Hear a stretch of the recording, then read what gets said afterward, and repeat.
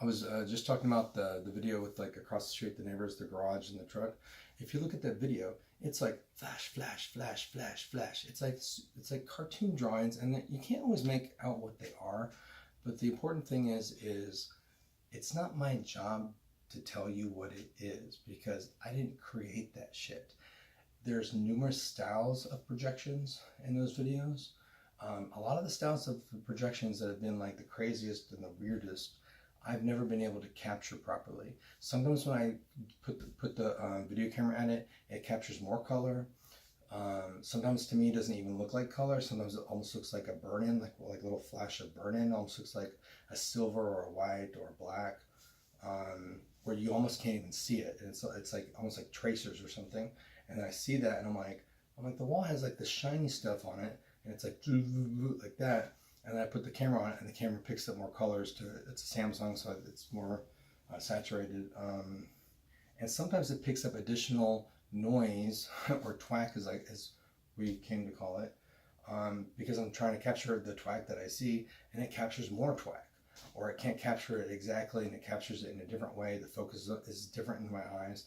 Like in the art print, when I look in the reflection of like the flowers or whatever, they constantly project like those flowers and they manipulate them into like these shapes, and it's not up here. It's not like, I'm not delusional.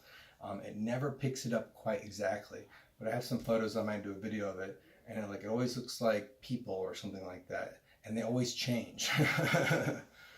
um, but like the one across the street with the truck, it's like that shit should not be there. There's nothing except, I mean, there are a couple of lights out here that flicker kind of like a candle. They're not bright enough, and they're not colorful. They're just like orange or whatever, or orangish, yellowish or orange. Um, there are lots of different colors that show up all over that, and then some of them look like holograms or whatever, like in the window or whatever, or in front of the car, and it looks like it's like no, that's not from a little flickering candle right there. That can't cause that.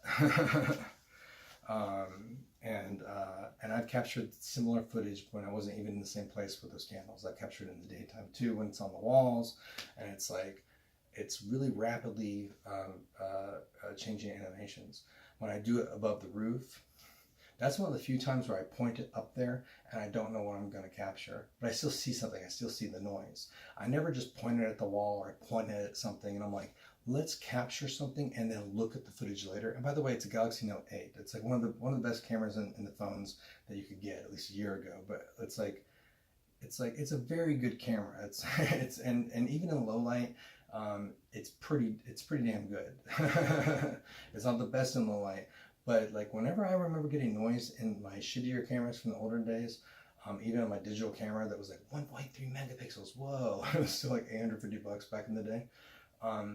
It would just be grainy. Maybe there's some irregularities, but it didn't look like what these look like, if you know what I mean. And I don't know if that focus keeps changing. They keep fucking with the focus. It's one thing they keep doing. But like a lot of the times that twack, like especially at night when I go to them in the house that I'm renting from, I'll walk to the kitchen and the living room and dining room. It's like dark, and everything looks like waves. It's like almost invisible waves of like ripples or whatever, and it makes the room look darker because you can't see through it. And I got plenty of video of that. If you look at the dining room footage or the living room footage or the entry hall footage at night, you'll see lots of animations. You'll see animations all over the place if you look more closely at it. It's not just ripples and stuff. You will actually literally see like almost three-dimensional shapes dancing around shit. It is fucking bizarre. It's not up here. I got plenty of evidence. Even if you can't make out what the bullshit is, it's bullshit and it shouldn't be there. It's not my eyes because my camera sees it too. Sometimes it sees it a little bit differently, but it still sees it. When I point it above the roof, I'm looking for a drone because like I'm constantly being attacked here. We'll get to that too. Drones are cheap. I don't think the ones that these people use are cheap, but it's like I would point my camera up there, and then above the roof, above the neighbor's roof, above that neighbor's roof, there's like these ripples. There's stuff, and then it's like, and it looks like. It looks like a web is almost created, like this big grid or dome is over me, and it looks like these projections of drones or other shapes are in the sky, and like sometimes like lights will appear, and it'll repeat, and it's basically them I believe, camouflaging themselves, because it's like you can't see the 1 or 2 drones up there because you can't see it. And if you look at my pictures, especially the still photographs above the roof or in the sky, you'll see that bullshit. It's not like other people's photographs or videos that you see when they point in the sky. It's different. You'll see shapes. Sometimes you'll see creatures like dragon shapes or face shapes in them. Sometimes you don't. Sometimes it's interpretive. But you see shit that should not be there. I should be able to see a few feet above the roof. I can't see a foot above the roof even at night with the lights on outside because there's so much twacky noise up there. It blocks and you can't see anything. It's utter nonsense. Okay, so I got some time. So I kind of diverted there. But I guess, God, we haven't even left the extended stay. Oh yeah, so I was talking on the phone with a cop who recovered an Xbox. I told him that I missed a court date for my DWI because a guy lied and he said I wasn't going to get a free attorney because I missed my date. And I was like, but you keep bumping my date.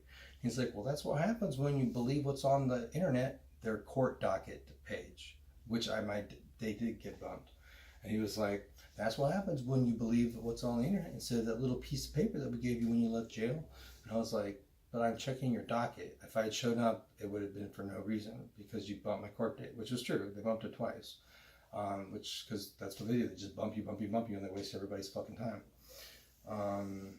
And then, like, if you're stuck in jail, you're like, I'm just going to sign to get the fuck out of here. I don't give a shit. I'll resolve it when I get out of here. I need to get out of here because I've been in here like however many months and time served, right?